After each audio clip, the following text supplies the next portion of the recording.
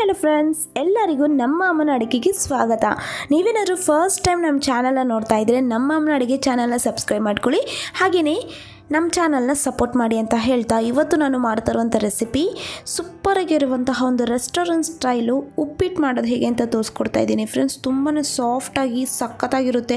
ಉಪ್ಪಿಟ್ಟು ತಿನ್ನಲ್ಲ ಅನ್ನೋರು ಕೂಡ ನೀವು ಪದೇ ಪದೇ ಮಾಡಿಸ್ಕೊಂಡು ತಿಂತೀರ, ಅಷ್ಟು ಸಖತ್ತಾಗಿರುತ್ತೆ. ಬನ್ನಿ ಇವಾಗ ಇಂಗ್ರೀಡಿಯೆಂಟ್ಸ್ ನೋಡ್ಕೊಂಬರೋಣ.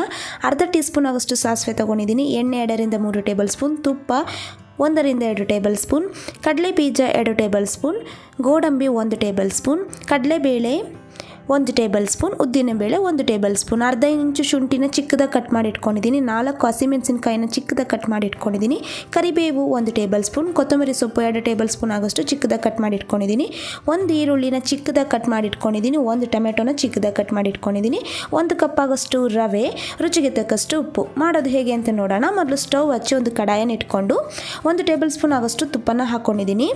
ಇಲ್ಲಿ ನಾನು ರವೆ ತೊಗೊಂಡಿರೋದು ಮಾಮೂಲಿ ಉಪ್ಪಿಟ್ಟು ಮಾಡ್ತಾರಲ್ಲ ಸಣ್ಣ ರವೆ ತಗೊಂಡಿದ್ದೀನಿ.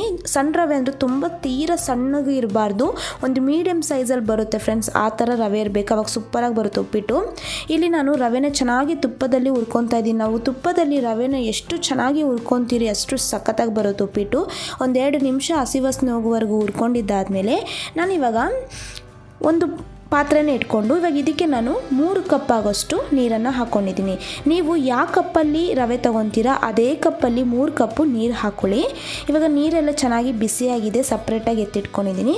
ಇವಾಗ ನಾನು ಕಡಾಯಿಗೆ ಎಣ್ಣೆ ಹಾಗೆಯೇ ತುಪ್ಪನ ಹಾಕ್ಕೊಂಡಿದ್ದೀನಿ.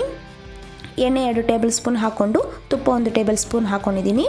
ಇವಾಗ ಕಡಲೆ ಬೀಜನ ನಾನು ಹುರ್ಕೊತಾ ಇದ್ದೀನಿ. ಇದೇ ಥರನೇ ಚೆನ್ನಾಗಿ ಕಡಲೆ ಬೀಜನ ಫ್ರೈ ಮಾಡಿಕೊಂಡು ಸಪ್ರೇಟಾಗಿ ಎತ್ತಿಟ್ಕೋಬೇಕಾಗುತ್ತೆ.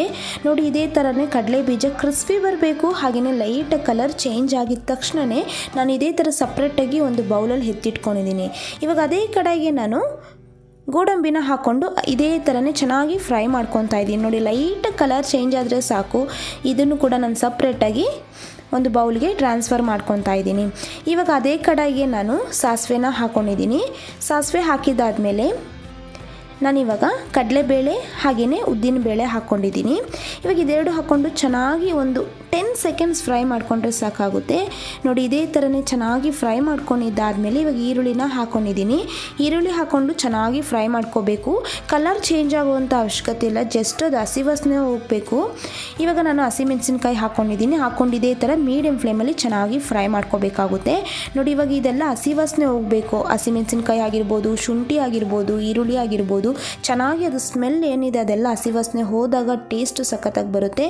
ಇವಾಗ ಶುಂಠಿ ಹಾಕ್ಕೊಂಡು ಫ್ರೈ ಮಾಡ್ಕೊಂಡಿದ್ದೀನಿ ಒಂದು 10 to 15 ಸೆಕೆಂಡ್ಸು. ಇವಾಗ ಕರಿಬೇವು ಹಾಕ್ಕೊಂಡು ಇದೇ ಥರನ ಒಂದು 30 ಸೆಕೆಂಡ್ಸು ಇವಾಗ ಇದೆಲ್ಲ ಚೆನ್ನಾಗಿ ಫ್ರೈ ಮಾಡ್ಕೊಂಡಿದ್ದಾದಮೇಲೆ ನಾನೊಂದು ಸ್ವಲ್ಪ ಉಪ್ಪನ್ನು ಹಾಕ್ಕೊಂಡಿದ್ದೀನಿ ಈರುಳ್ಳಿಗೆ. ಇವಾಗ ಇದೆಲ್ಲ ಉಪ್ಪೆಲ್ಲ ಹಾಕಿದ್ದಾದಮೇಲೆ ಒಂದು ಚೆನ್ನಾಗಿ ಈ ಥರ ಒಂದು ಮಿಕ್ಸ್ ಮಾಡ್ಕೊಂಡಿದ್ದಾದಮೇಲೆ ಇವಾಗ ನೋಡಿ ಇದೆಲ್ಲ ಚೆನ್ನಾಗಿ ಫ್ರೈ ಆಗಿದೆ. ಇವಾಗ ನಾನೇನು ಮಾಡ್ತಾಯಿದ್ದೀನಿ ಅಂದರೆ ಟೊಮೆಟೊನ ಹಾಕ್ಕೊತಾ ಇದ್ದೀನಿ. ಟೊಮೆಟೊನೂ ಅಷ್ಟೇ ಸಾಫ್ಟ್ ಆಗಬೇಕು, ಅಲ್ಲಿವರೆಗೂ ಚೆನ್ನಾಗಿ ಫ್ರೈ ಮಾಡ್ಕೋಬೇಕಾಗುತ್ತೆ. ನೋಡಿ, ಇದೇ ಥರನೇ ಫ್ರೈ ಮಾಡ್ತಾ ಮಾಡ್ತಾ ಟೊಮೆಟೊ ನೋಡಿ ಎಷ್ಟು ಚೆನ್ನಾಗಿ ಸಾಫ್ಟ್ ಆಗಿದೆ ಅಂತ. ಇವಾಗ ನೋಡಿ ಇದೇ ಥರನೇ ಒಂದು 2 ನಿಮಿಷ ಮೀಡಿಯಮ್ ಫ್ಲೇಮಲ್ಲಿ ಫ್ರೈ ಮಾಡ್ಕೊಂಡಿದ್ದಾದಮೇಲೆ ನಾನು ಮೊದಲೇ ಫ್ರೈ ಮಾಡಿ ಹುರಿದಿಟ್ಕೊಂಡಿದ್ನಲ್ಲ ರವೆನ ಹಾಕ್ಕೊಂಡಿದ್ದೀನಿ. ನಾವಿಲ್ಲಿ ಸಾಮಾನ್ಯವಾಗಿ ಉಪ್ಪಿಟ್ಟು ಮಾಡ್ತೀರಿ ಅಂದರೆ ನೀರು ಕುದಿಯೋವಾಗ ನಾವು ರವೆ ಹಾಕ್ತೀರಿ, ಬಟ್ ಇದು ಬಂದು ಸ್ವಲ್ಪ ಡಿಫ್ರೆಂಟು. ಆದರೆ ಟೇಸ್ಟು ಚೆನ್ನಾಗಿರುತ್ತೆ ಈ ಥರ ಮಾಡೋದ್ರಿಂದ. ಜಸ್ಟ್ ನಾವು ಒಂದು 2-3 ಟಿಪ್ ಫಾಲೋ ಮಾಡಿದ್ರೆ ಸಾಕು ಫ್ರೆಂಡ್ಸ್, ಸಖತ್ತಾಗಿರುತ್ತೆ. ಇವಾಗ ರವೆನ ಒಂದು ಸ್ವಲ್ಪ ತುರ್ಕೊಂಡು ನಾನು ಉಪ್ಪು ಹಾಕ್ಕೊಂಡಿದ್ದೀನಿ, ರುಚಿಗೆ ತಕ್ಕಷ್ಟು ಉಪ್ಪು ಹಾಕ್ಕೊಂಡು ನೀರು ಬಂದು ನಾವಿಲ್ಲಿ ಏನು ಮಾಡಬೇಕಂದ್ರೆ ಒಂದೇ ಸತಿ ಆ ಬಿಸಿ ನೀರು ನಾವೇನು ಕಾಯಿಸಿದ್ರಿ ಆ ಬಿಸಿ ನೀರನ್ನ ಒಂದೇ ಸತಿ ಹಾಕಬಾರ್ದು.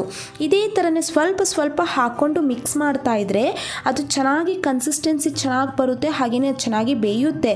ಒಂದೇ ಸತಿ ಹಾಕೋಕ್ಕೆ ಹೋಗ್ಬೇಡಿ. ನೋಡಿ, ಇದೇ ಥರನೇ ಚೆನ್ನಾಗಿ ಸ್ವಲ್ಪ ಹಾಕ್ಕೊಂಡು ಮಿಕ್ಸ್ ಮಾಡ್ತಾ ಇದ್ದರೆ ತುಂಬ ಸಾಫ್ಟಾಗಿ ಚೆನ್ನಾಗಿ ಬರುತ್ತೆ. ಇವಾಗ ನೋಡಿ ಇದೇ ಥರ ನಾನು ನೀರು ಎಲ್ಲನೂ ಹಾಕ್ಕೊಂಡು ಒಂದು ಸತಿ ಮಿಕ್ಸ್ ಮಾಡಿ ಇದನ್ನು ಹಾಗೆಯೇ ನಾನು ಬೇಯೋದಕ್ಕೆ ಬಿಡ್ತಾಯಿದ್ದೀನಿ. ಒಂದು 5 ನಿಮಿಷ ಬಿಡಬೇಕಾಗುತ್ತೆ.